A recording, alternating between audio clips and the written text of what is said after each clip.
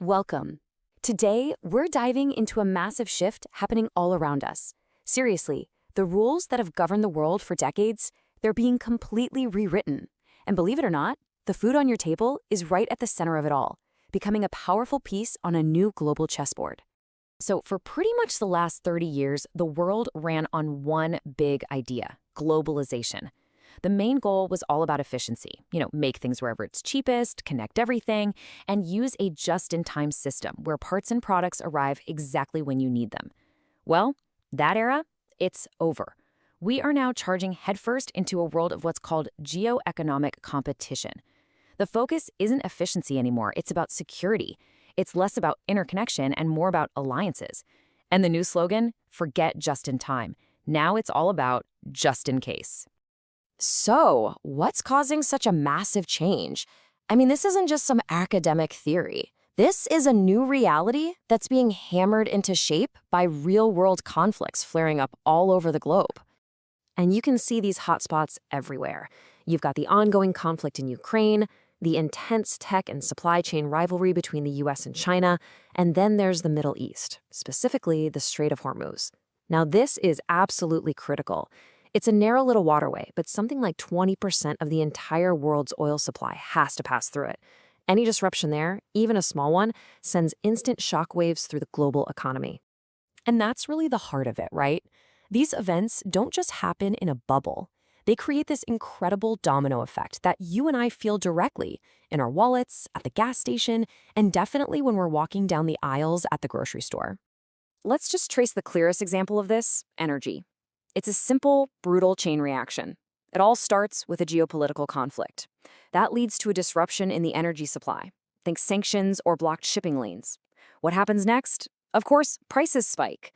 And because energy is literally the lifeblood of the global economy, it powers everything from manufacturing to getting goods to a store.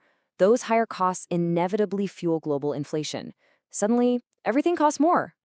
In this kind of chaotic environment, where do people with money, and even entire countries, turn? They make a run for what are called safe haven assets. The classic textbook example is gold. It's a stable store of value when everything else feels shaky. It's basically an insurance policy against global uncertainty and rising inflation. Okay, so energy prices are going wild and gold is glittering, but the real battleground in this new era, the most critical one, is emerging in a place that's much more fundamental to our daily lives. The ultimate strategic asset isn't just valuable anymore, it's absolutely vital. So let me just ask you this. In a world that's all about insecurity and just-in-case thinking, what is the one thing that countries absolutely cannot live without? What becomes the real ultimate source of power? Yeah, it's food. In this new world order, food isn't just something we eat. It's a strategic asset, every bit as important as oil and gas. And you better believe that controlling the food supply is quickly becoming a new and very potent form of power. The thing is, the global food system is incredibly fragile because it's all connected. Remember that energy domino effect we just talked about? Well, here's where it really hits home. Higher energy costs mean it's more expensive just to run a tractor. A lot of key fertilizers are made from natural gas, so their prices are tied directly to energy.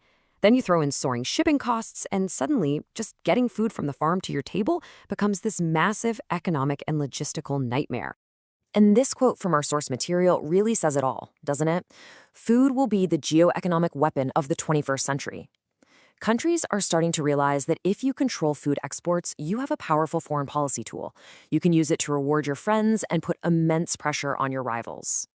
So if food is the new weapon, who's actually getting ready for this new reality? Well, there's a fascinating case study unfolding in Vietnam. A corporation there called Vietdak is pioneering a strategy to turn the country's natural agricultural strength into a huge strategic advantage on the world stage. First off, let's just get the lay of the land. Vietnam is already a giant in global agriculture. We're talking a top 3 exporter of rice, the second largest exporter of coffee in the world, and the top 5 seafood supplier. So this is the solid foundation that all of its potential power is built on. And this brings us to this core idea: food power. Think about it just like the financial power that comes from Wall Street or the energy power wielded by the Middle East.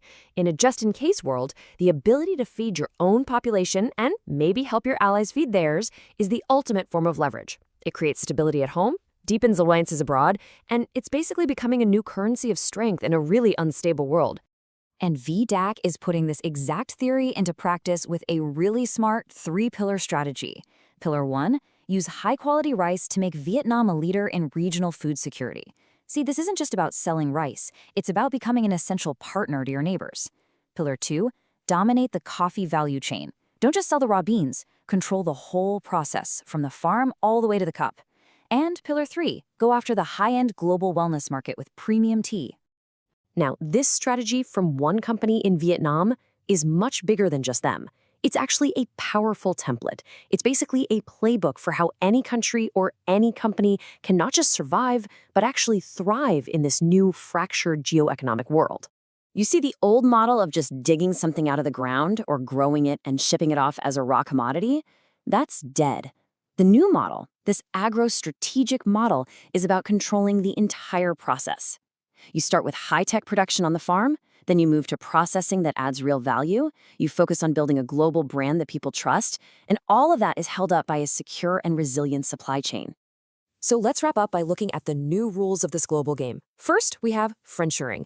That means countries are prioritizing trade with their political allies. Second, supply chain security now wins out over pure efficiency every time. Third, countries are strategically stockpiling essential resources, especially food and energy. And finally, as we've seen, food itself is being weaponized. It's a tool of foreign policy. This isn't theoretical. This is our new reality. So the old world of interconnected globalization is fading fast. In its place, we have this new era of intense competition. And in this world, real, tangible power belongs to those who control essential resources. We've talked about energy, we've talked about gold, but the ultimate leverage might just come from the farm. So as this global chessboard gets completely reset, the big question isn't just about who has the strongest army or the biggest economy anymore. It's also about who controls the food. Who do you think is going to win?